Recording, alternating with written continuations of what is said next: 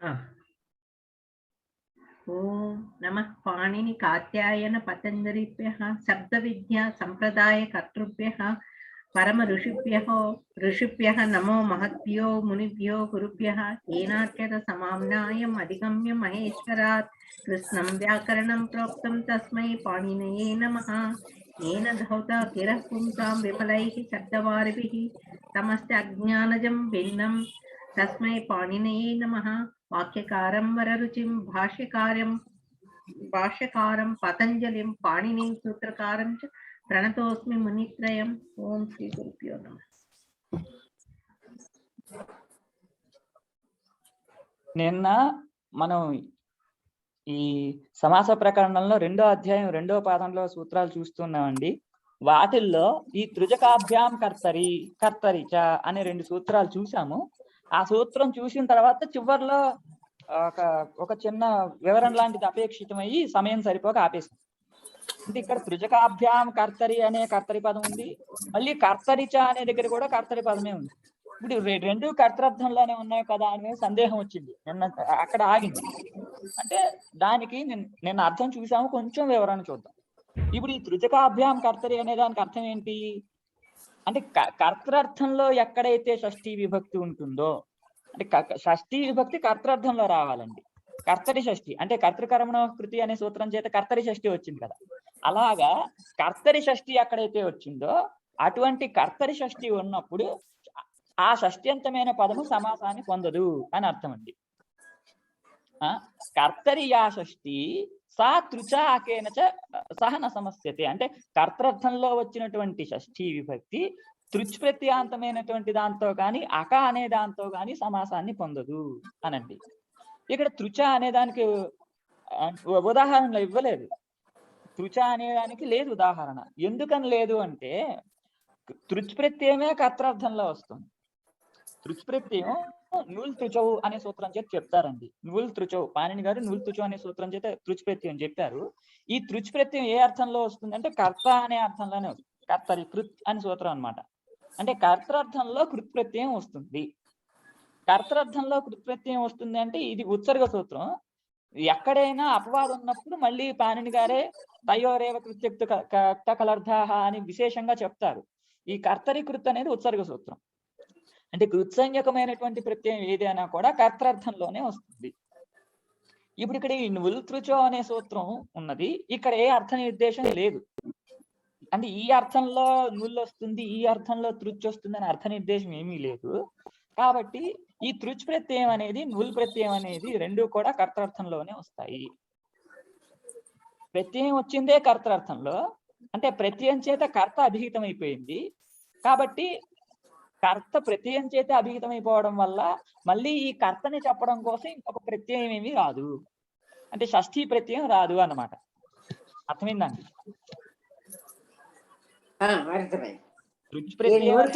చెప్పేస్తాయి కాబట్టి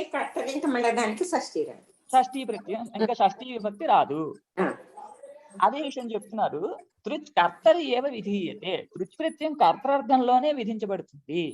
తత్ప్రయోగే కర్తరి షష్ఠీ నాస్తి, అంతే కదా. అంటే ఆ తృచ్ ప్రత్యయాన్ని ప్రయోగించినప్పుడు మళ్ళీ కర్తరి షష్ఠీ లేదు, ప్రత్యయం చేతే కర్తార్థం ఉక్తమైపోయింది కాబట్టి, అంటే తృచ్ ప్రత్యయం చేతనే కర్తార్థం ఉక్తమైంది కాబట్టి మళ్ళీ కర్తార్థాన్ని చెప్పడం కోసం అంటే కర్తరి షష్ఠి అనేది రాలేదు, కర్తృకర్మణోకృతి అనేది అండి. ఇప్పుడు తృచ్ విషయంలో ఇది తర్వాత ఏముంది, తృచ్ అక అభ్యాం కర్తరి, అక అనేది ఈ అక అనేది 2 ఉన్నాయండి. నిన్న ఈ విషయం స్పష్టంగా చూడలేదు. అక అనేది ఒక ఆదేశము, ఇది దేని స్థానంలో ఆదేశం అంటే నువ్వు అనే దాని స్థానంలో ఆదేశం, అంటే ఊ అనే దాని స్థానంలో ఆదేశం. ఈ ఊ అనేది 2 రకాలుగా సంభవిస్తుంది. నుల్లు ప్రత్యయం ఉన్నప్పుడు ఊ అని ఉంటుంది, నుచ్చు ప్రత్యయం ఉన్నప్పుడు కూడా ఊ అని ఉంటుంది. నుల్ ప్రత్యయం ఏమో కర్తార్థంలో వచ్చింది, ఈ నుచ్చు ప్రత్యయం ఏమో భావార్థంలో వచ్చింది. అంటే భావార్థంలో వచ్చినటువంటి నువ్వుచ్చు ప్రత్యయం ఉన్నప్పుడు, అర్థమైందండి, భావార్థంలో వచ్చినటువంటి నుచ్చు ప్రత్యయం ఉన్నప్పుడు భావం ప్రత్యయం చేత ఉక్తమైంది కాబట్టి కర్త ఉక్తం కాలేదు, కర్త ఉక్తం కాలేదు కాబట్టి కర్తృకర్మణోకృతి సూత్రం చేత షష్ఠీ విభక్తి వచ్చింది. దానికి ఉదాహరణ భవతః శాయిక అని. భవతః శాయిక అంటే ఇక్కడ శాయిక అనేది నుచ్ ప్రత్యయం వచ్చినటువంటి పదము. నుచ్ ప్రత్యయంలో అక అనే ఆదేశం వచ్చి మళ్ళీ ప్రత్యయస్థాత్ సూత్రం చేత అకారానికి ఇకార ఆదేశం వచ్చి శాయిక అని అయిందండి. ఇప్పుడు శాయిక అనేది భావార్థంలో రావడం వల్ల కర్త ఉక్తం కాలేదు. కర్త ఉక్తం కాకపోవడం వల్ల కర్తరి షష్ఠి విభక్తి వచ్చింది. భవతః శాయిక అని అయింది. అర్థమైందండి. ఇప్పుడు ఈ భవతః శాయిక అనే దగ్గర ఈ సూత్రం చేత అంటే షష్ఠి అనే సూత్రం చేత సమాసం ప్రాప్తిస్తూ ఉంటే దానికి ఈ సూత్రం చేత నిషేధము. అర్థమైందండి. అంటే ఇక్కడ అక అనేది ఉన్నది. ఈ అక అనేది ఈ అక అనే దానితో కర్తృర్థంలో ఉన్నటువంటి షష్ఠి సమాసాన్ని పొందదు అనండి. శాయిక అనే దగ్గరేమో అక అనేది ఉన్నది. దీనితో కర్తృర్థంలో ఉన్నటువంటి షష్ఠి అంటే భవతః అనేటటువంటి షష్ఠి అది సమాసాన్ని పొందదు అనండి. అర్థమైందండి. అంటే ఇక్కడ అండి మీరు ఇక్కడ వచ్చేది ఇక్కడ నువ్వు ప్రత్యయం నువ్వులు రెండు కదండి. రెండు కాదు, ప్రత్యయం ప్రత్యయం భావార్థంలో అండి. నువ్వు ప్రత్యయం నుల్లు అని నుల్లుకి అవును వచ్చినా నువ్వొచ్చినా మిగిలేదు ఊ అనండి. ఊ అనే దానికి అకాదేశం వస్తుంది. కాబట్టి ఇక్కడ నువ్వులు తీసుకోకూడదు. ఎందుకంటే నువ్వులు ప్రత్యయం కర్తృర్థంలో చెప్పారు. ఇక్కడ కర్తృర్థంలో కనుక ఉంటే దానికి ఇక మళ్ళీ ఈ ప్రత్యయం చేతే కర్తాభిహితం అయిపోవడం వల్ల మళ్ళీ షష్ఠి విభక్తి లేకుండా ఉండాల్సి వస్తుంది. కాబట్టి నుచ్ ప్రత్యయం తీసుకోవాలి. నుచ్ ప్రత్యయం తీసుకుంటే అది భావార్థంలో చెప్పారు కాబట్టి భావం ప్రత్యయం చేత ఉక్తమైంది, కర్త ఉక్తం కాలేదు. కాబట్టి షష్ఠి విభక్తి కర్తరి షష్ఠి వచ్చేస్తుంది. భవతః శాయిక అని అవుతుంది. అర్థమైందండి. ఈ భవతః శాయిక అనేది కర్తృకర్మణ కృతి అనే సూత్రానికి ఉదాహరణ. మనం అక్కడ చూసాం. కర్తరి షష్ఠి కర్మని షష్ఠి భవతి అని చెప్పాం. కర్తరి షష్ఠికి ఇది ఉదాహరణ భవతః శాయిక అని.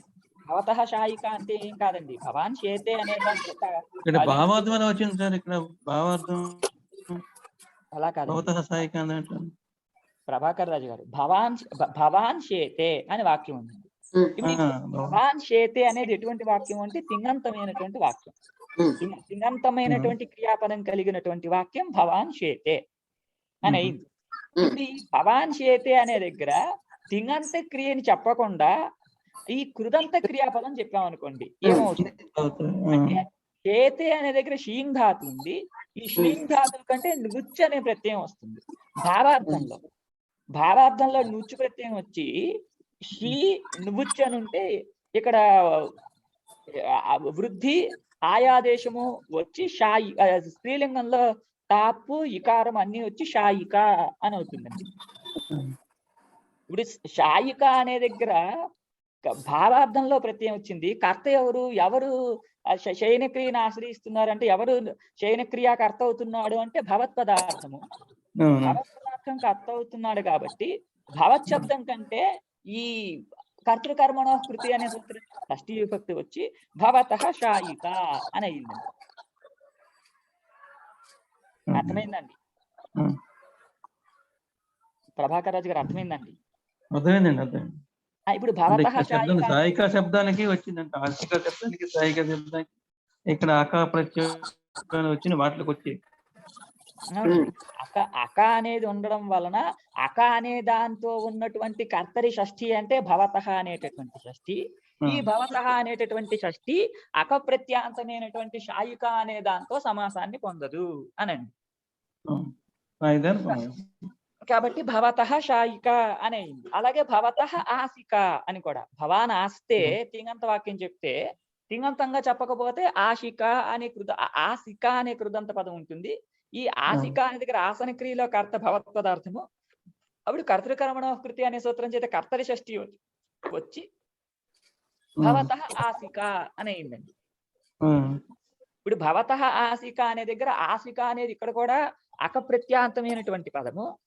ఇది అకప్రత్యాంతమైనది కావడం వల్ల ఇది కర్తార్థంలో ఉన్నటువంటి షష్ఠ్యంతంతో సమాసాన్ని పొందదు.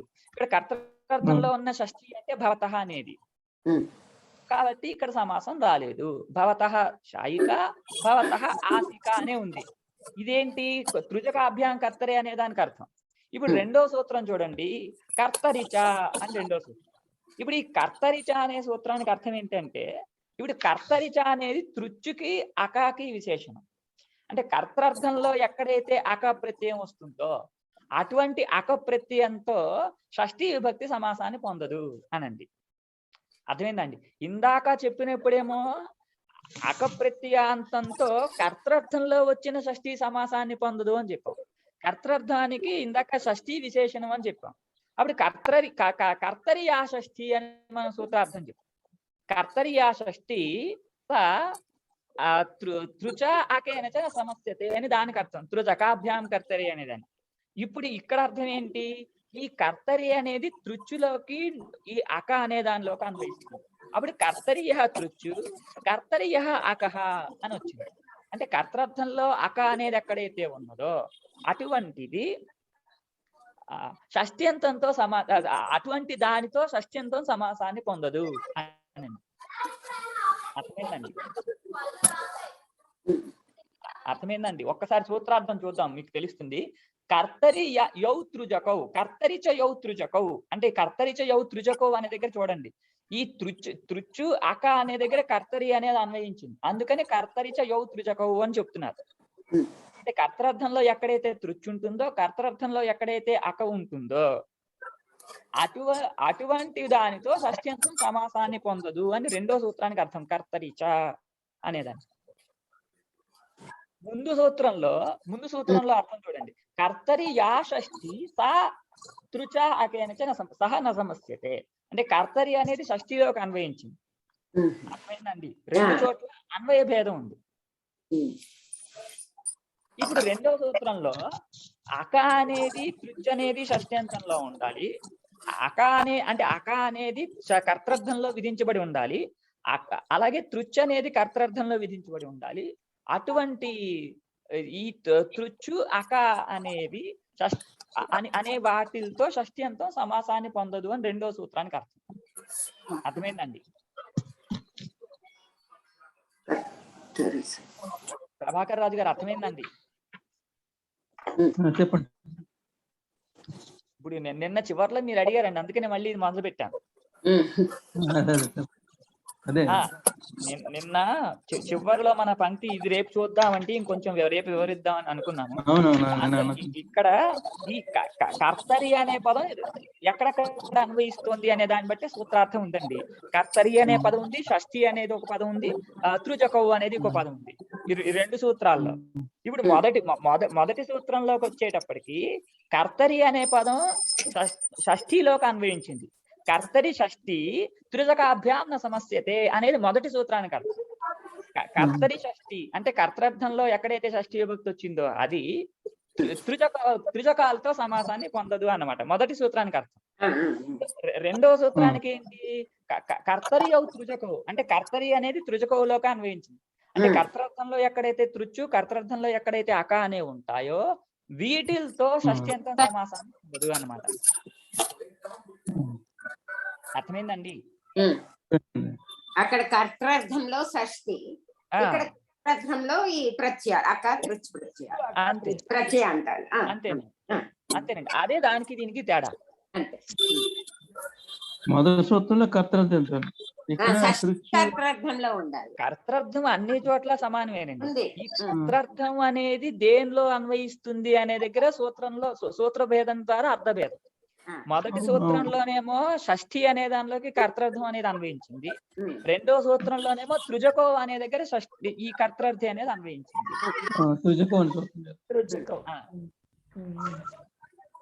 అర్థమైందండి? అందుకని మొదటి సూత్రంలో సూత్రార్థం ఏమి ఇచ్చారు? కర్తరి యా షష్ఠి అని ఇచ్చారు. రెండో సూత్రంలో ఏమిచ్చారు? కర్తరి యౌ తృజకౌ అని ఇచ్చారు. ఆ అన్వయాన్ని పురస్కరించుకుని ఆ వివరణ కూడా అట్లా చూపిస్తున్నారు.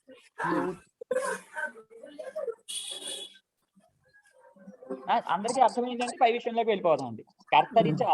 కర్తరి యౌ తృజకౌ తాభ్యాం సహ షష్ఠీన సమస్యతే.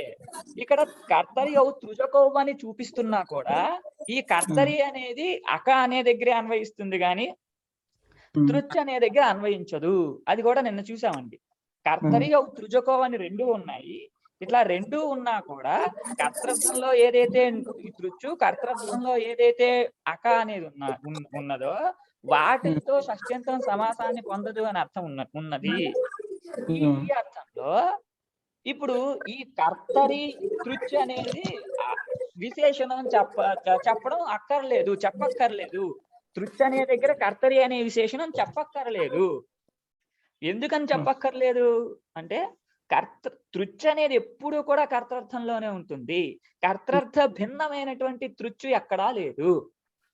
ఎందుకంటే కర్తరి కృత్ అని ఉండడం వలన, ఆ కర్తరి కృత్ అనే ఉండడం వల్ల తృచ్ అనే ప్రత్యయం కర్తర్థంలోనే వచ్చింది. కర్తర్థం కంటే వేరే అర్థంలో తృచ్ అనేది ఎక్కడా లేదు. కాబట్టి ఈ కర్తరి అనే విశేషణం తృచ్ అనే దగ్గర అన్వయించదు, ఎందుకంటే వ్యభిచారం లేదు కాబట్టి. అంటే కర్తర్థ భిన్న తృచ్ అనేది లేదు కాబట్టి అని అర్థం. ఇప్పుడు ఈ అక దగ్గరికి వచ్చామనుకోండి, అక అనే దగ్గర ఏముంది? కర్తరి అక అనేది సంభవించింది, కర్మణి అక అనేది కూడా సంభవించింది. కర్తరి అక ఏమో నువ్వు తృచో అనే దగ్గర నువ్వు రావడం వల్ల అక అనేది కర్తరి అక సంభవించింది. నుచ్చు ప్రత్యయం ఏమో భావార్థంలో వచ్చింది కాబట్టి భావార్థంలో అక అనేది రావడం వల్ల కర్తర్థంలో ఉన్న అక, భావార్థంలో ఉన్న అక అని రెండు వచ్చాయి. కాబట్టి ఈ కర్తరి అనే విశేషణం అనేది అక అనే దగ్గర అన్వయిస్తుంది కానీ తృచ్ అనే దగ్గర అన్వయించదు. అదే విషయం నిన్న కూడా చూసాము. సామర్థ్యాత్ అకస్య విశేషణార్థం కర్తృగ్రహణం. సామర్థ్యాత్ అంటే ఏంటి? దాని ఎందే ఆ సామర్థ్యం అనేది ఉన్నది. ఈ కర్తరి అనే విశేషణము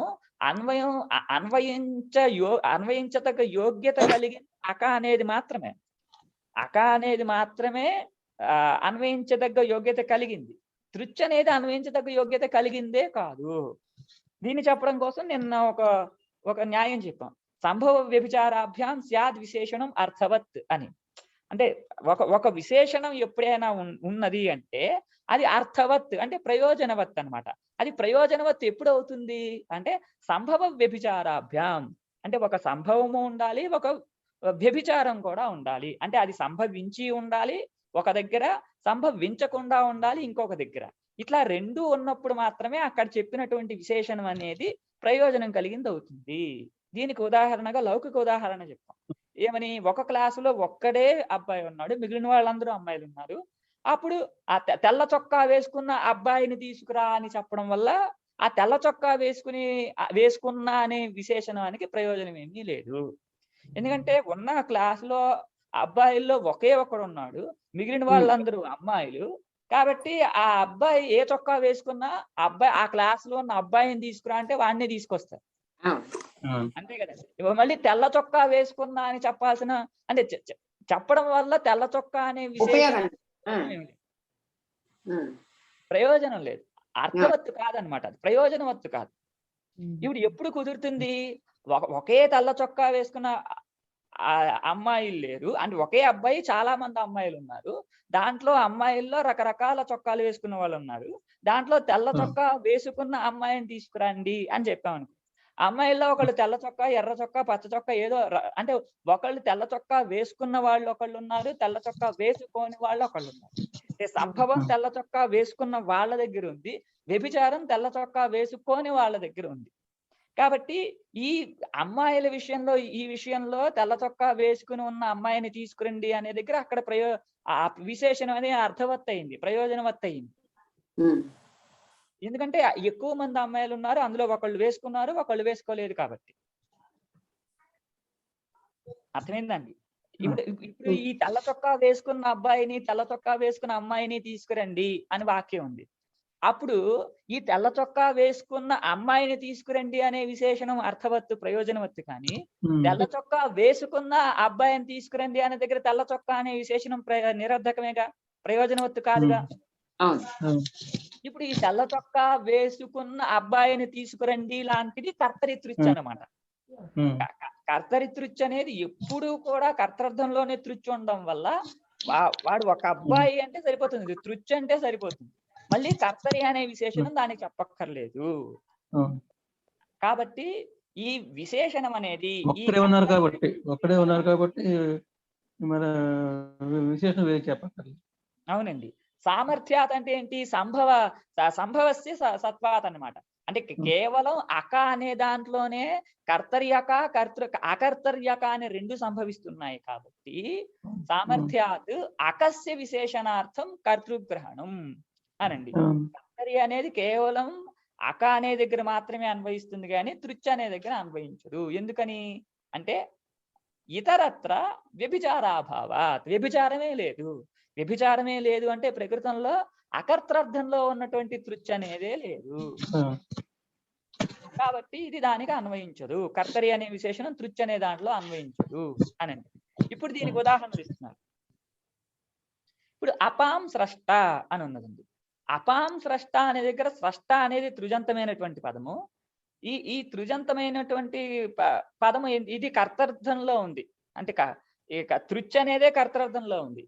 స్రష్ట అంటే సృజించేవాడు. వేటిని సృజించేవాడు అంటే అపాం నీటిని సృజించేవాడు. కర్మని షష్ఠి వచ్చింది ఇక్కడ. కర్తృకర్మణ కృతి అని కర్మని షష్ఠి వచ్చిన తర్వాత ఇప్పుడు ఇక్కడ కర్తరిచ అనే సూత్రం చేత నిషేధం. కర్తర్థంలో ఉన్నటువంటి తృచ్ అనేది ఇక్కడ ఉంది, లేదా తృచ్ అనేది ఇక్కడ ఉంది కాబట్టి ఇక్కడ సమాసం లేదు అని అర్థమైందండి. అపాం స్రష్ట పురాం భేత్త అనే ఉంది. వజ్రస్య భర్త. ఈ మూడు ఉదాహరణలో కూడా ఈ తృచ్ ప్రత్యయానికి స్రష్ట అంటే సృజిదాచుకి తృచ్ ప్రత్యయం చేసుకుంటే స్రష్ట అని అవుతుందండి. స్రష్టృ ప్రాతిపదిక అన్నమాట. పుంలింగంలో ప్రథమ ఏకవచనంలో స్రష్ట అని ఉంటుంది. కర్తృ శబ్దానికి కర్త అన్నట్టుగా స్రష్టృ శబ్దానికి స్రష్ట అన్నమాట.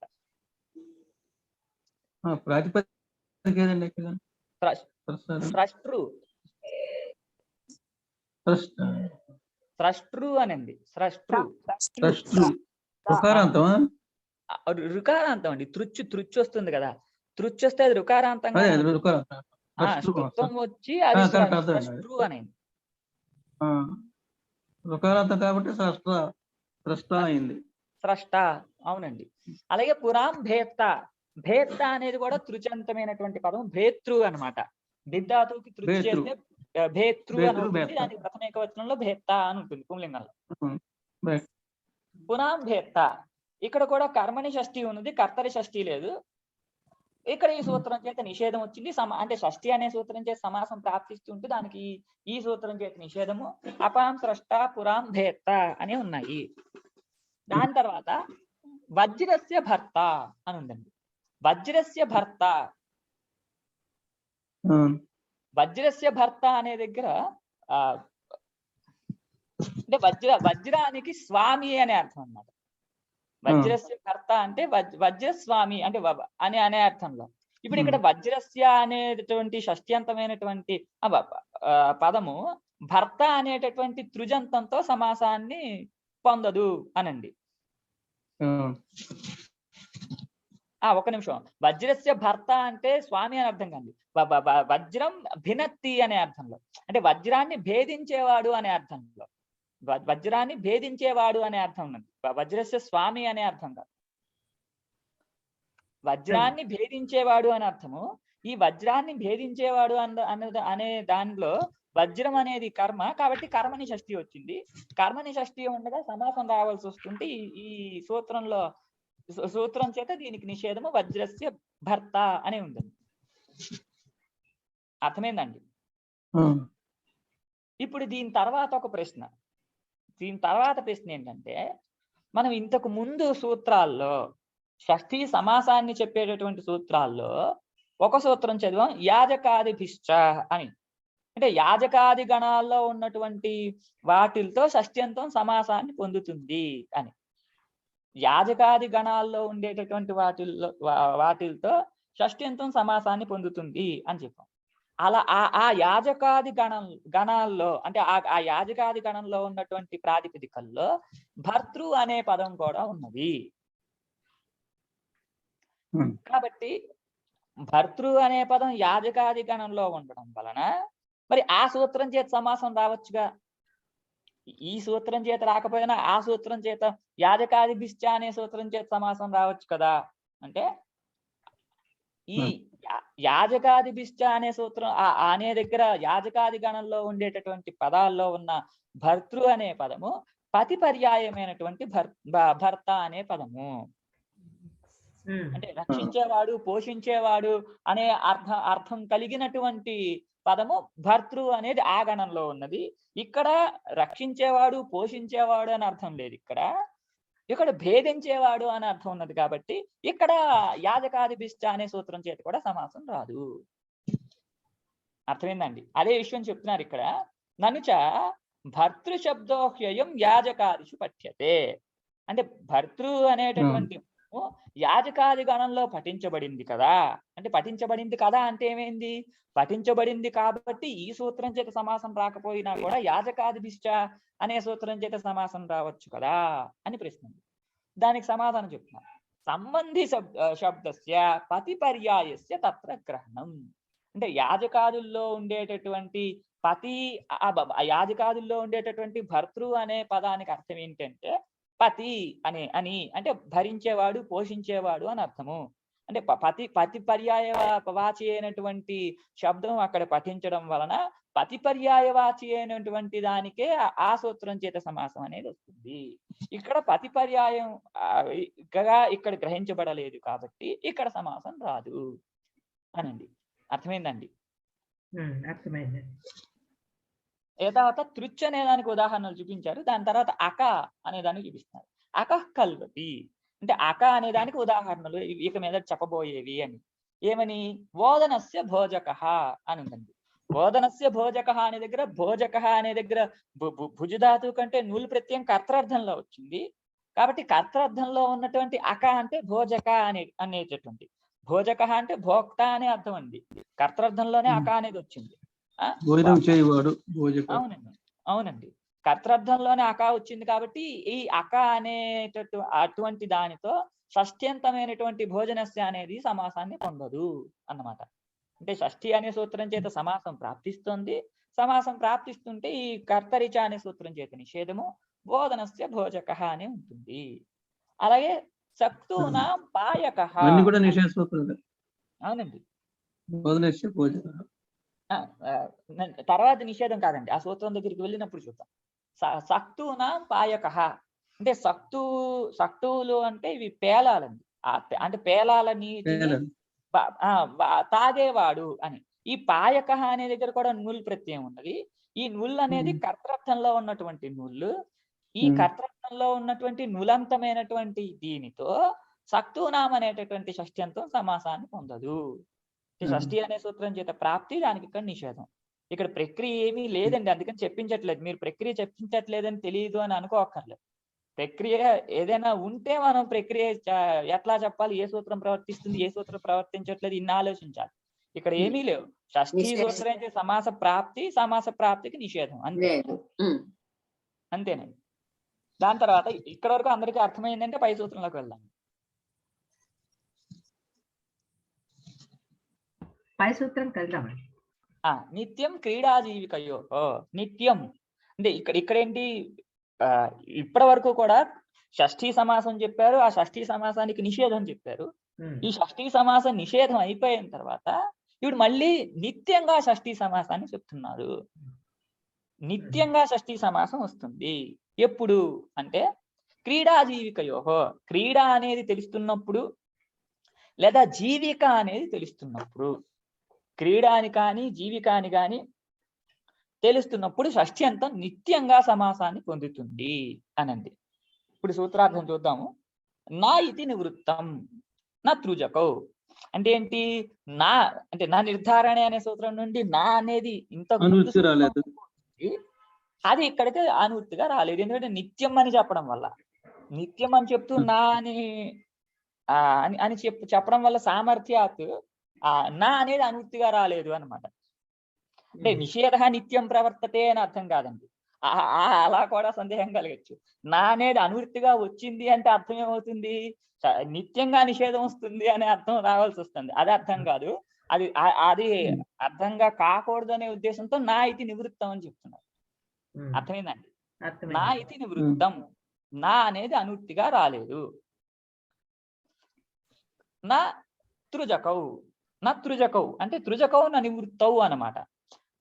నా అనేది అనువర్తించలేదు కానీ తృజకౌ అనేవి మాత్రం అనువర్తించాయి అని అర్థం.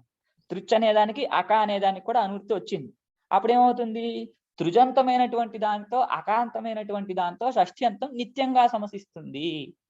ఎప్పుడు అంటే క్రీడ అనేది తెలుస్తున్నప్పుడు, లేదా జీవిక అనేదైనా తెలుస్తున్నప్పుడు అన్నమాట. ఇప్పుడు చూడండి, ఆ నిత్యం సమాసో విధీయతే, క్రీడాయాం జీవికాయాం చ నిత్యం షష్ఠి సమస్యతే తత్పురుషస్య సమాసో భవతి. అర్థమైందండి ఇక్కడ విషయం. తృచ్ క్రీడా జీవికయో నాస్తి ఇది అకహ ఏవ ఉదాహ్రియతే. అంటే తృజంతంతో ఒక క్రీడ తెలియడం కానీ ఒక జీవిక తెలియడం కానీ అనేది లేదు, కాబట్టి అక అనేదానికే ఉదాహరణలు అనండి. అక అనేదానికి ఇక్కడ ఉదాహరణలు చూపిస్తున్నారు అన్నమాట. అర్థమైందండి. ఇప్పుడు ఏంటి, ఉద్దాలక పుష్పభంజిక అని ఉందండి. అంటే ఉద్దాలక పుష్పభంజిక అంటే ఉద్దాలక అంటే ఒక పుష్ప విశేషం అండి. ఆ పుష్పం ఏమంటే నాకు తెలియదు వాస్తవానికి, ఎందుకంటే ఇటువంటి పుష్పాలు కొన్ని వృక్షాలు ఆ పేర్లు రెండు అంటే ఆయుర్వేదం చదువుకున్న వాళ్ళకి తెలియచ్చు, లేదా యజ్ఞయాగాది క్రతువుల్లో ఉండే వాళ్ళకి తెలియచ్చు. మిగిలిన వాళ్ళకి అంత ప్రసిద్ధాలు కావు. బ్రహ్మాజీ గారు లేరు చెప్పడానికి. అవునండి, ఆయన కూడా రావటం లేదు. ఉద్దాలక పుష్పభంజిక అండి అదండి. ఉద్దాలక పుష్పభంజిక అనండి. అంటే ఉద్దాలక పుష్పాలని భేదన చేస్తూ ఉండేటటువంటి ఆట అనండి. ఉద్దాలక పుష్పాలని భేదన చేస్తూ ఉండే ఆట అంటే నేను అనుకోవడం, మా చిన్నప్పుడు మీరు కూడా ఆడుకునే ఉండొచ్చు, మేమే ఆడుకున్నాం అంటే మీరు ఇంకా ఖచ్చితంగా ఆడుకుని ఉంటారు. ఈ కొన్ని పువ్వుల్లో పైన ఒక చిన్న మొగ్గల్లా ఉంటాయండి. ఆ మొగ్గ ఈ మొగ్గ వాటితో ఒక గద యుద్ధం చేస్తుంటగా యుద్ధం చేసేవాడు. ఈ మొగ్గ పోతుందా ఆ మొగ్గ పోతుందా అని. అందరూ ఆడుకున్నాను. కోడిపుంజు అనేవాళ్ళం. కోడిపుంజు పువ్వు. అది ఒక తీగ లాగా ఉంటే ఆ తీగకు పైన ఒక చిన్న గొడుపు లాగా ఉంటుంది. ఇప్పుడు ఇది పోతుందా అది పోతుందా అనేటటువంటిది ఆట అనమాట. అంటే ఎవరు గెలుస్తారు ఎవరు ఓడతారు, ఎవరు బొడుపు కింద పడిపోతే వాళ్ళు ఓడిపోయినట్టు. అవునండి. అలాంటి ఆట అనే అర్థంలో ఆ ప్రభాకర్ రాజు గారు అయితే చెప్తున్నారండి, నేను వినిపించలేదు. పువ్వులతోనే యుద్ధం ఆట అండి. అవును, పువ్వులతో క్రీడ. ఉద్దాలక పుష్పభంజిక అంటే ఒక క్రీడా విశేషం. అంటేనే ఆట అన్నాడు. Breaking Uddalaka flowers sort of game. దాని పేరు. మేము కూడా ఆడామండి. మేము కూడా ఆడవాళ్ళకి తెలుస్తుంది, ఆడవాళ్ళకి కాదు మగపిల్లలు కూడా ఆడేవారు. అంతే, ఆడవాళ్ళు మగవాళ్ళు కాదు. ఆడవారు కాదు ఆడేవారు. అవునండి. ఇప్పుడు ఉద్దాలక పుష్పభంజిక అంటే ఉద్దాలక పుష్పాలని భేదన చేసేవాళ్ళు అన్నమాట. అవును, ఒక్కసారి బాల్యంలోకి తీసుకెళ్ళిపోయారు మమ్మల్ని. నిన్న కూడా అదే పని చేసి. అవును,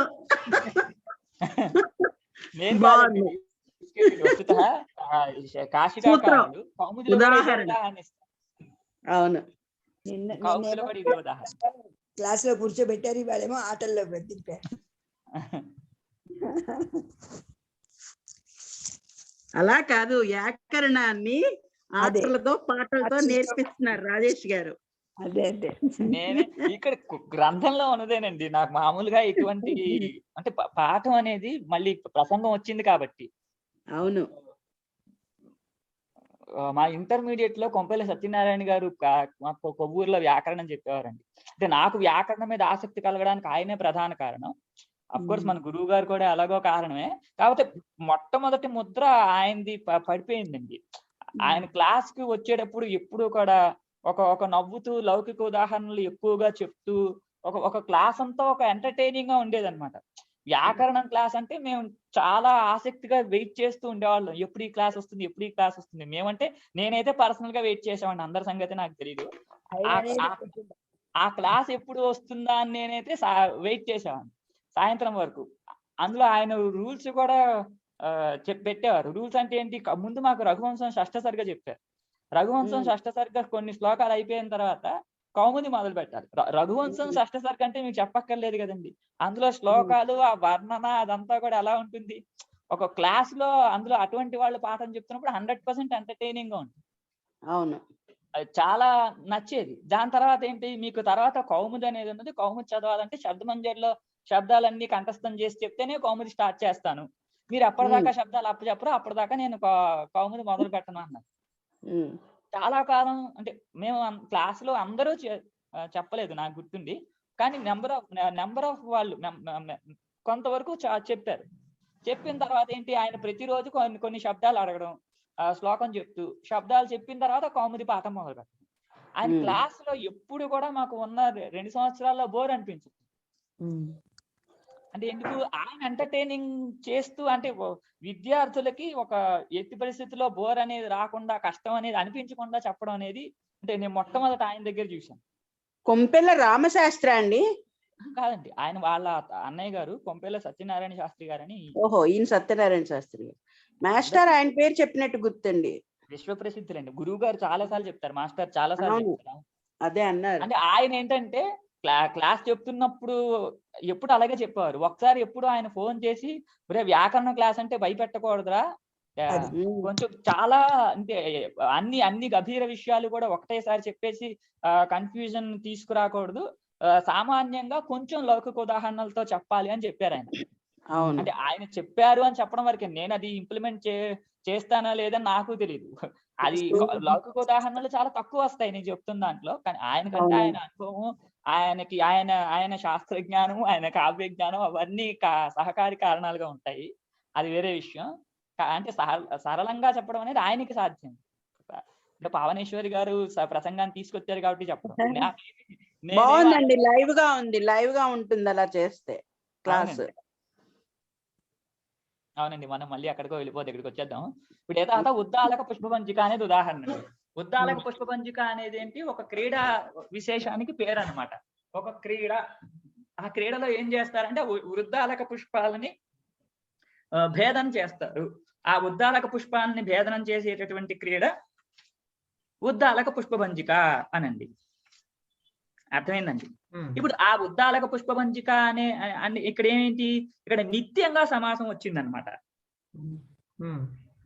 అంటే ఉద్దాలక పుష్పాన భంజనం అనేది ఏంటిది, నిత్య సమాసం చెప్పడం వల్ల ఇక్కడ అశ్వపద విగ్రహం ఉంటుందండి. మీకు గుర్తుందో లేదో, నిత్య సమాసంలో అశ్వపద విగ్రహ వాక్యం ఉంటుంది అని మనం చెప్పాం. అవునండి, స్వపదాలతో విగ్రహ వాక్యం ఉండదు. ఉద్దాలక పుష్పభంజిక అనేది సమస్త పదము. దీనికి లౌకిక విగ్రహ వాక్యం ఏంటి అంటే ఉద్దాలక పుష్పానాం భంజనం అనండి. ఉద్దాలక పుష్పానాం భంజనం అని. ఇప్పుడు ఈ ఉద్దాలక పుష్పానాం భంజనం అని మనం చెప్పినప్పుడు ఒక సౌజ్ఞ తెలియదు, ఒక క్రీడ తెలియదు. ఎవరో ఉద్దాలక పుష్పాలని భేదిస్తున్నారు అనేది మాత్రమే తెలుస్తుంది. కానీ ఎప్పుడైతే మనం సమాసం చేస్తామో, సమాసం చేసిన తర్వాత మనకి సౌజ్ఞ అనేది తెలుస్తుంది. సమాసం చేయకుండా ఉన్నప్పుడు వరకు, అంటే విగ్రహావస్థలో సౌజ్ఞ తెలియదు, క్రీడ కూడా తెలియదు. అర్థమైందండి? ఇప్పుడు లౌకిక విగ్రహవాక్యం ఏంటి అంటే ఉద్దాలక పుష్పాణం భంజనం అనేది లౌకిక విగ్రహవాక్యము. అలౌకిక విగ్రహవాక్యం ఉద్దాలక ఆము భంజికాసు. ఇది భంజిక అనేనండి. ఇప్పుడు ఇక్కడ ఏంటి,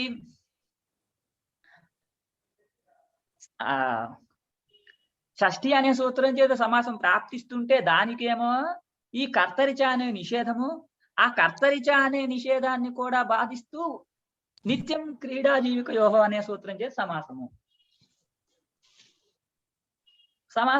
చెప్పండి, లౌకిక విగ్రహవాక్యం చెప్పండి. ఉద్దాలక పుష్పాణం భంజనం అనండి. ఉద్దాలక పుష్పాణం భంజనం. అలౌకిక విగ్రహవాక్యం ఉద్దాలక, మీరే చెప్పండి. ఉద్దాలక పుష్పాణం భంజనం అని చెప్పాం. అలౌకిక విగ్రహవాక్యం అంటే ప్రతి పుష్ప ఆం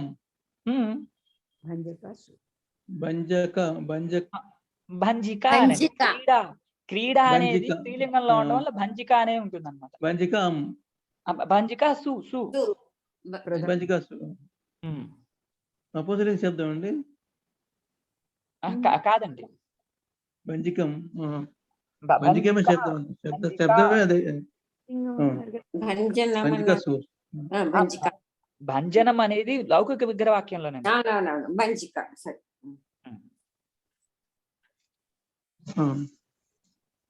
ఇప్పుడు ఉద్దాలక పుష్పభంజిక అనేదండి.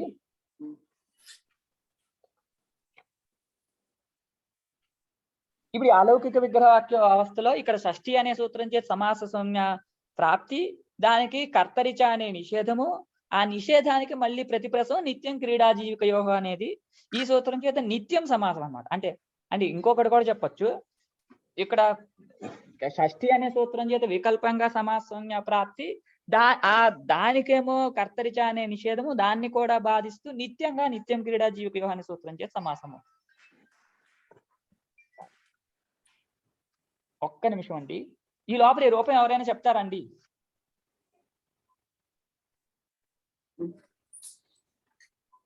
దమయంతి గారు చెప్తారండి రూపం ఒకసారి.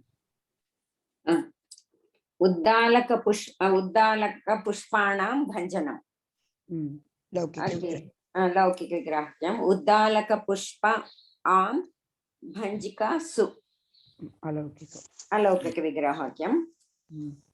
ఇది షష్ఠి అనే సూత్రం చేత వికల్పంగా సమాసం ప్రాప్తిస్తుండగా కర్తరి చ తోటి నిషేధం, ఇది కర్తరి చ భంజిక కాబట్టి కర్తరి చ వల్ల నిషేధం ప్రాప్తిస్తూ ఉండగా ఇప్పుడు నిత్యం క్రీడా జీవిక యోహ వల్ల నిత్యంగా సమాసం వస్తుంది.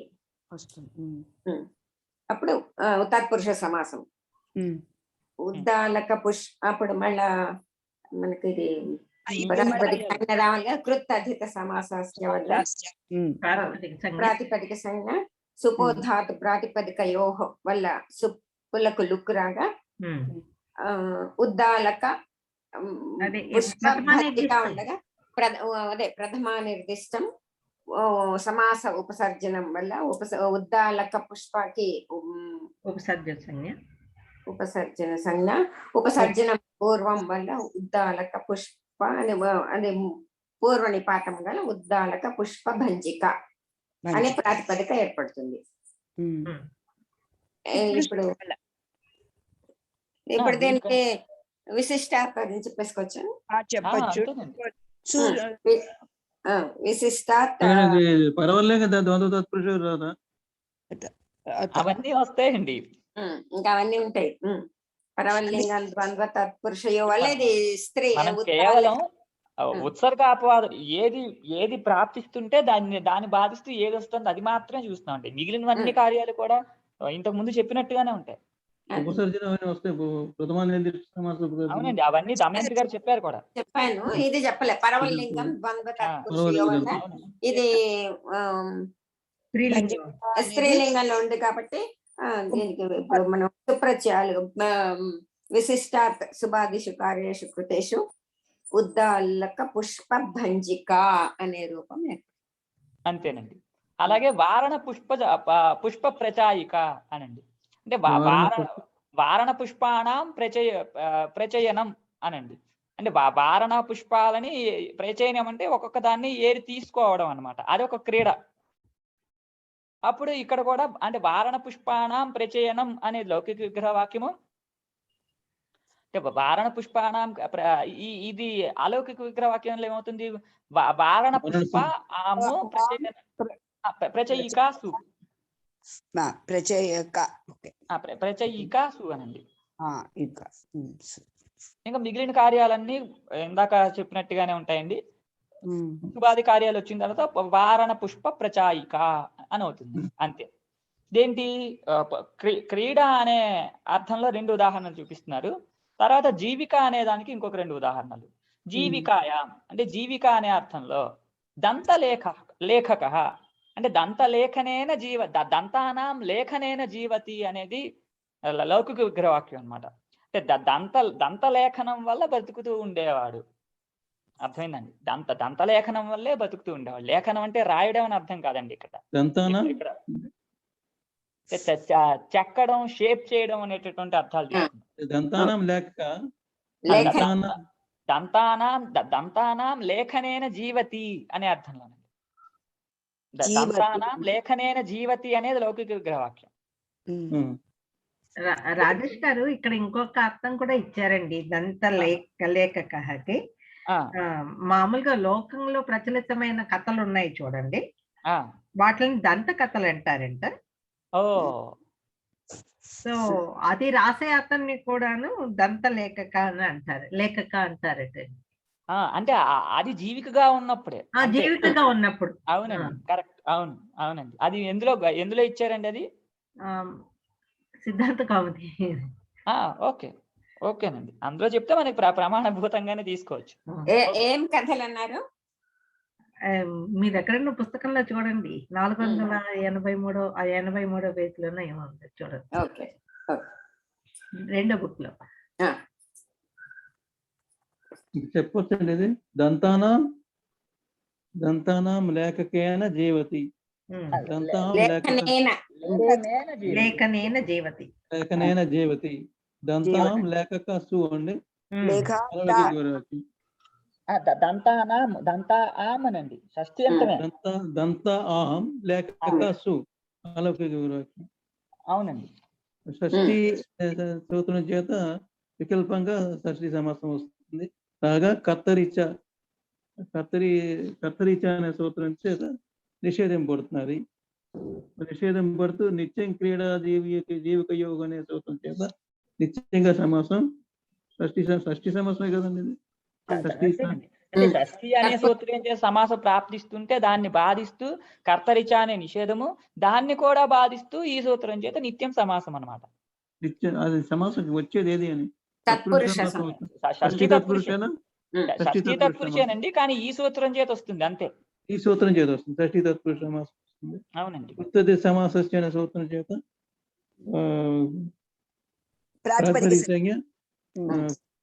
సుపోధాతు ప్రాతిపదికయో సుప్లు ప్రాగ దంత లేఖక అవుతుంది. ఇంకా మిగిలినవన్నీ సామాన్యమేనండి. అది అవన్నీ చెప్తుంటే ఏంటంటే వాస్తవానికి నాకు బోర్ కొడుతుంది. ఉపసర్జన పూర్వం వీటికే దంత శబ్దానికి నిపుణించబడి దంత లేఖక అవుతుంది. పర్వలింగ ద్వంద్వ తత్పురుష సూత్రం చేత పుల్లింగం విధించబడుతుంది. విశిష్టాత్కార్యేషు కృతేషు దంత లేఖ రూపం సిద్ధిస్తుంది. అవునండి, దాని తర్వాత మర్చిపోకుండా అన్నారు కదండి. లేఖనేనా అన్నప్పుడు లేఖ టాప్ అలా కాదండి, ఇక్కడ దంతానాం అక్కడే అక్కడ ఆమ్ సరే, లేఖక సుయేనా రామేశ్వరి గారు అలా కాదు. అందరూ ఒక్క నిమిషం ఆగండి. ఇప్పుడు దంతానాం లేఖనేన జీవతి అనేది విగ్రహవాక్యం. ఇది నిత్య సమాసం కాబట్టి అశ్వపద విగ్రహవాక్యం ఉంటుందండి. అంటే సమస్త పదంలో ఏవైతే పదాలు ఉంటాయో అవే ఉండాలని లేదు, కాబట్టి విభక్తి విపరిణామం అన్నమాట దానికి. కాబట్టి లౌకిక అలౌకిక విగ్రహ వాక్యాల్లో విభక్తి విపరిణామం, ప్రత్యయ విపరిణామం అంటే ప్రత్యయ మార్పు, విభక్తి మార్పు కూడా ఉంటుంది అంతే. అంటే దీన్ని ఏమన్నారు మీరు? విభక్తి పరిణామం అంటారా? స్వపదాలు కాకుండా అన్నమాట, స్వపదాలు లేవు అందులో ఉన్నవి స్వపద. అవునండి, అంటే విభక్తి మార్పు అని చెప్పాం, విభక్తి విపరిణామం అన్నమాట. లేఖనేన జీవతి అని మనం లౌకిక విగ్రహ వాక్యంలో చెప్తున్నాము, అలౌకిక విగ్రహ వాక్యంలో లేఖకాసు అని చెప్తున్నాం. అలాగేనండి,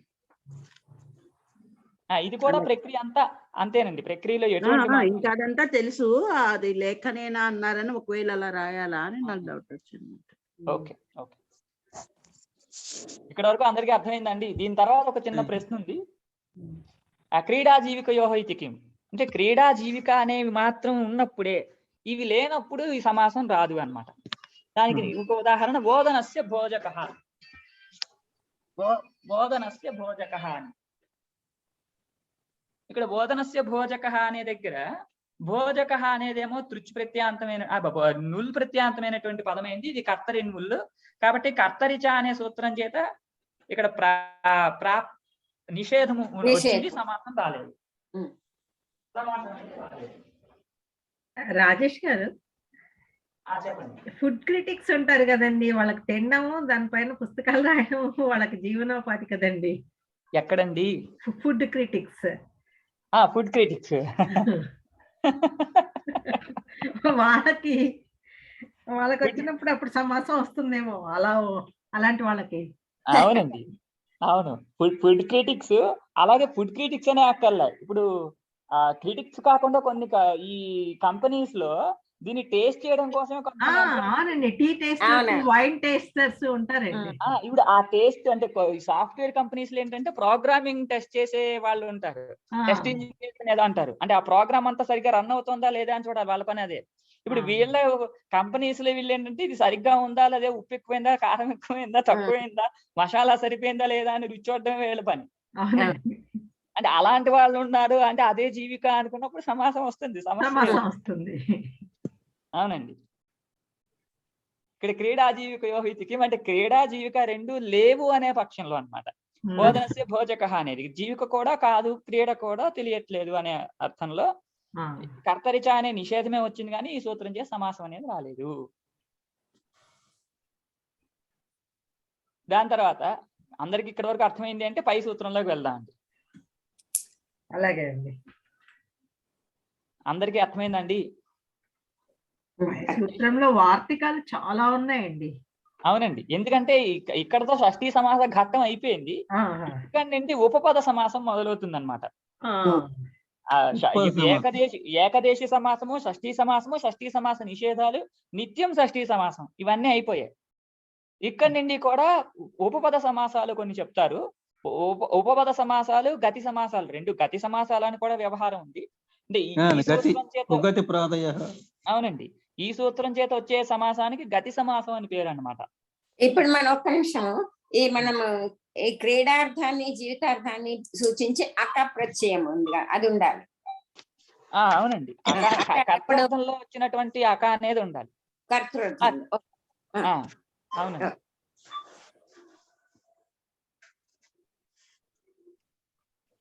ఇప్పుడు ఈ కుగతి ప్రాదేహానండి, అంటే ఇప్పుడే చెప్పాను, ఇక్కడతో షష్ఠీ సమాసాలు అన్ని అయిపోయాయి.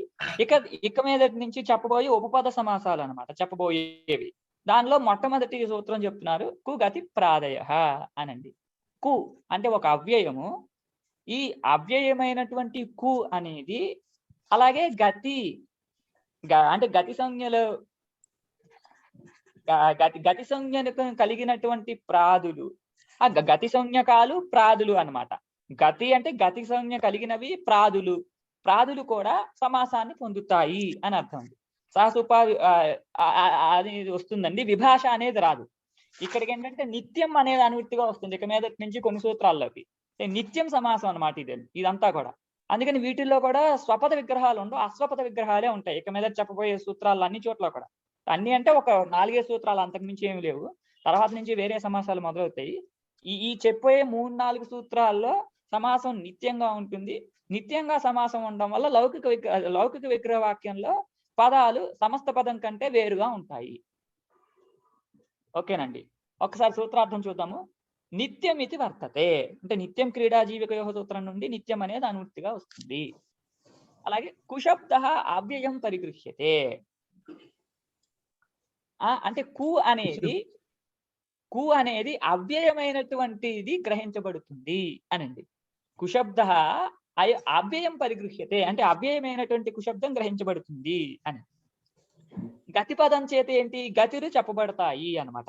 అంటే గతుల్లో ఈ ద్రవ్యవాచులు అర్ధవ్యవాచులు రెండు ఉన్నాయండి. ద్రవ్యవాచి గతులు కొన్ని ఉన్నాయి, అర్ధవ్యవాచి గతులు కొన్ని ఉన్నాయి. ఇప్పుడు ఇక్కడ గతి పదం చేత ద్రవ్యవాచులను తీసుకోవాలా, అర్ధవ్యవాచులను తీసుకోవాలా అని ప్రశ్న. దాంట్లో ప్రాదయ అనే ఇప్పుడు అది ఇక్కడ ఇది అవ్యయం ఉండడం వల్ల, అవ్యయంతో సాహచర్యం ఉండడం వలన అద్రవ్యమైనటువంటి గతులే గ్రహించబడతాయి అన్నమాట. అంటే ద్రవ్యాలు కానటువంటి గతి సంజ్ఞలే గ్రహించబడతాయి అని అర్థమైందండి. కుశబ్దోయం అవ్యయం గృహ్యతే గత్యాదిభి సాహచర్యాతన ద్రవ్యవచన అంటే ఇది గత్యాదులతో సాహచర్యం ఉండడం వల్ల కు అనేది ద్రవ్యవాచి కాదు అని చెప్తున్నారు. ఉల్టా చెప్తున్నారు. గత్యాదులు అనేవి ఈ అద్రవ్యాలు కాబట్టి అద్రవ్యవాచి అయినటువంటి అవ్యయమే గ్రహించబడుతుంది కానీ ద్రవ్యవాచి అవ్యయం గ్రహించబడదు అన్నమాట. అర్థమైందండి. కుశబ్దోయం కుశబ్ద అవ్యయం పరిగృహ్యతే గత్యాదిభి సాహచర్యాత్. అంటే గతి అనే దాంతో సాహచర్యం ఉండడం వల్ల సాహచర్యాత్ నా ద్రవ్యవచన, అది ద్రవ్యవాచి కాదు, అద్రవ్యవాచి అవుతుంది అనండి. అప్పుడు కుగతి ప్రాదయ సమర్థేన శబ్దాంతరేణ సహ నిత్యం సమస్యంతే. అంటే కుగతి ప్రాదులు శబ్దాంతరంతో నిత్యంగా సమాసాన్ని పొందుతాయి. తత్పురుషస్య సమాసో భవతి, దానికి తత్పురుష అనే పేరు కూడా వస్తుంది అనండి. కుహు అంటే కు అనేది అసలు ఏ అర్థంలో ఉంది? కు అనే అవ్యయం అన్నారు. ఆ కు అనే అవ్యయం ఏ అర్థంలో ఉంది అంటే కుహు పాపార్థే, పాప అనే అర్థంలో కు అనేది ఉన్నది అనండి. కు పురుష అనేది ఉదాహరణ. కుత్సిత పురుష అనేది లౌకిక విగ్రహవాక్యము. ఇక్కడ కూసు పురుషాసు అనేది అలౌకిక విగ్రహవాక్యం. కూసు పురుషాసు అన్నమాట. ఇక్కడ ఈ కుగతి ప్రాదేహ అనే సూత్రం చే సమాసంజ్ఞ ప్రాతిపదిక సుబ్లుక్కు కు అనే దానికి ఉపసర్జన సంజ్ఞ పౌరుణ్య పాత్రలు ఇంకా మిగిలిన కార్యాలన్నీ చెప్పిన కార్యాలన్నీ వస్తే కు పురుష అనే రూపం సిద్ధిస్తుంది. అర్థమైందండి? దాని తర్వాత గతికి ఉదాహరణ ఉరరీకృతం అనండి. ఉరరీకృతం అంటే ఉరరి అనేది ఒక పదము. అంటే కుగతి కూడా ఉంది కదండి. కుగతి కాదండి, కుగతి కాదు. మళ్ళీ మీ ప్రశ్న నాకు అర్థం కాలేదు. కుగతి అనే శబ్దం కూడా ఉంది. కుగతి అని ఉంది కదా. కుగతి అనే శబ్దం ఉందండి. అక్కడ కూడా కుత్సితాగతి కుగతి అన్నమాట. అక్కడ గతి అనే దానికి గతి సంజ్ఞ అని అర్థం కాదు, గమనం అని అర్థం. అవునండి. కుత్సితాగతి కుగతి అని చెప్పొచ్చు అని ఉంది ప్రసిద్ధంగా. అవును, కుమార్గము అనే అర్థంలో కుగతి అనేది ఉన్నది. అవునండి. అక్కడ కూడా ఈ సూత్రం చేతనే సమాసం. మరి అక్కడ దానికి ఇక్కడ గతి శబ్దానికి తేడా ఏంటి? గతి పదం చేత శాస్త్రంలో ప్రసిద్ధమైనటువంటి సంజ్ఞనే తీసుకోవాలండి. అందుకనే గతి ప్రాదయ అంటున్నారుగా. ప్రాదయ అనే సాహచర్యం వలన గతి పదం చేత శాస్త్ర ప్రసిద్ధమైనటువంటి గతి సంజ్ఞనే తీసుకోవాలి. గతి సంజ్ఞ మనకి చాలా సూత్రాల చేత చెప్తారండి. మామూలుగా ఉపసర్గ సూత్రం అవుతుంది. గతిష్ట అంటే ప్రాదయ క్రియాయోగి ఉపసర్గ సంజ్ఞ గతి సంజ్ఞాశ్చ అనే సూత్రార్థం ఉంది. దాని తర్వాత చాలా సూత్రాలు చెప్పారు. గతిశ్చ ఉపసర్గ క్రియాయోగి బుభూషణేలం తిరోంతర్థే ఉపాజేన్ వాజే సాక్షాత్ త్రివృతిని చ అనత్యాధాన వరుసి మనసి మధ్య పదే నివచనే చ నిత్యం హస్తే పాణ ఉపయమనే ప్రాధ్వం బంధనే జీవికోపనిషదావౌపమ్యే అని ఇంకా చాలా సూత్రాలు చెప్పారు. గతి సంజ్ఞని చెప్పే సూత్రాలు. అక్కడ ఎక్కడెక్కడైతే గతి సంజ్ఞని చెప్పారో ఆ గతి సంజ్ఞలన్నీ కూడా ఇక్కడ గ్రహించబడతాయి అన్నమాట. అంటే ఈ సమాసం కోసమే గతి సంజ్ఞ అన్ని సూత్రాలు చేసి చెప్పారు. అన్ని సూత్రాలు చేసి గతి సంజ్ఞని చెప్పడం వలన అవన్నీ కూడా ఈ సూత్రం చేత సమాసాన్ని పొందుతాయి అనే అర్థాన్ని తెలుసుకోవాలన్నమాట. అర్థమైందండి? అర్థమైంది సార్. రరీకృతమా అండి ఇది? ఉరరీకృతం. ఊ పడలేదండి. గతి తర్వాత వెంటనే రరీకృతం అనే ఉంది. కింద ఇచ్చారండి. కింద మళ్ళా వ్యాఖ్యానాలు, తెలుగు వ్యాఖ్యానంలో ఉరరీకృతం అంగీకరింపబడింది అని ఇచ్చారు. ఒకసారి అది చూడండి ఖచ్చితంగా. ఎందుకంటే కొన్నిసార్లు ఏంటంటే టైపింగ్ ఎర్రర్స్ జరగచ్చు. దాంట్లో దాన్ని ప్రూఫ్ చూసిన వాళ్ళు ఎవరో చక్కగా చూడలేదండి. ఆ పుస్తకాన్ని నిందన చేయట్లేదు కానీ కొంచెం జాగ్రత్తగా చేసుంటే ఇంకా బాగుండేది. ఆ పుస్తకం చాలా మంచి ప్రయత్నం చేశారు ఆయన. అవునండి, చాలా. అవునండి. చాలా రోజులు కష్టపడ్డారంటండి, రాత్రింబవళ్ళు. వాళ్ళ అబ్బాయి చెప్పారు. పరిచయం అయ్యారండి. మాస్టర్ నెంబర్ ఇస్తే వేరే పుస్తకాల కోసం కాపీల కోసం అడిగారనమాట. అప్పుడు అబ్బాయి అమెరికాలో ఉంటాడండి. వాళ్ళ అబ్బాయి ఆయన ఎత్తేవారనమాట. ఈయన పెద్ద ఆయన అయిపోయారు, మాట్లాడేవారు కాదు. ముసలాయన అయిపోయారండి. ఆయనకు కూడా 85 ఉన్నాయో మరి ఎంతో ఉన్నాయి. ఈ మధ్యన సుస్థి చేసిందని మాస్టర్ చెప్పారనమాట. ఇంకప్పుడు వాళ్ళ అబ్బాయి ఎత్తేవాడు. మళ్ళీ తర్వాత అమెరికా వెళ్ళిపోయినట్టున్నాడండి. చాలా పుస్తకాలు రాశారండి. ఇవే కాదండి, మన న్యాయాలు ఉన్నాయి చూడండి, అశోకవనిక న్యాయం, ఆ న్యాయాలు రాసే పుస్తకం కూడా ఉందిటండి ఆయన దగ్గర. చాలా ఉన్నాయి. వాళ్ళన్ని పడేస్తారు, పెద్ద ఆయన అయిపోయారు కదా, వెళ్ళి తీసుకురా అనేవారు వినయ్ని నన్నును. ఇంకా వినయ్కి కుదరలేదు, దిల్సుఖ్ నగర్ లో ఉంటాయి అన్నమాట వాళ్ళ ఇల్లు, దిల్సుఖ్ నగర్. ఆయన కూడా పోనీ సగం దూరం రండి, నేను సగం దూరం వస్తానండి, ఇస్తానన్నాడు పాపం. ఎంతో కొంత రేటుకి ఇచ్చేస్తానులేండి, ఆయనే ప్రింట్ చేయించారంట. ఇదే కాదండి, 3-4 పుస్తకాలు రాశారండి ఆయన. ఎప్పటి నుంచి పడలేదండి. వెళ్తే ఇస్తారు ఇప్పటికైనా వాళ్ళ ఇంటికి. మన ఇది ఉంది చూడండి, కృదంత ప్రకరణం, అవునండి, అది కూడా ఒక పుస్తకం రాశారండి ప్రత్యేకంగా. అలా 3-4 పేర్లు చెప్పారండి గురువు గారు, రాసుకున్నాను అప్పుడు కానీ మర్చిపోయాను నేను. వెళ్తే మనకి చీప్ గా కూడా ఇస్తారంటే, ఎన్ని కాపీలు ఇస్తారో అడుగు, ఎన్ని ఉన్నాయి అడుగు అని అడిగేవారు మాస్టర్ అప్పుడు. మధ్యలో ఇంకా వినయ్ రాకపోవటం వలన ఈ పనులన్నీ ఆగిపోయాయండి.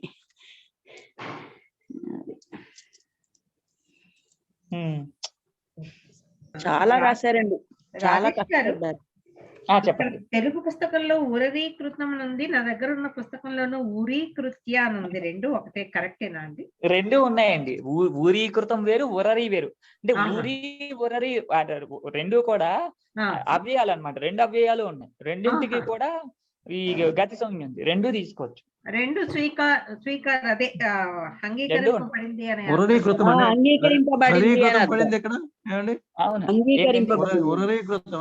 ఉరరీకృతమా? 2 ఉన్నాయండి. అవునండి, చూసాను నేను ఇక్కడ ఆ గణంలో చూసానండి. రరీకృతం అని పడింది. ఉరరీకృతమా? రాసుకోండి, ఉదూరీకృతం, ఉదీరీకరోతి అన్నాడు. ఇంకా టైం అయిపోయినట్టుందండి. అవునండి, 44. రేపు రిపీట్ చేయండి కొంచెం. రాజేష్ గారు, అలాగే. ఈ సమాసాలు మాకు కోవిడ్ లో ఉన్నాయండి, ఇప్పుడు రాయబోతున్నాం. ఎవరు రాస్తారు కోవిడ్? నేను రాస్తున్నా. రికార్డింగ్ ఆపేనండి, ఇంకా అయితే ఇంకా కోవిడ్ రాయలేదా? టైం అయిపోయిందండి, ఇక్కడతో ఆపేద్దామండి, రేపు కలుసుకుందాం. అలాగే అలాగే. శ్రీరామ జయ రామ జయ జయ రామ. శ్రీరామ జయ రామ జయ జయ రామ.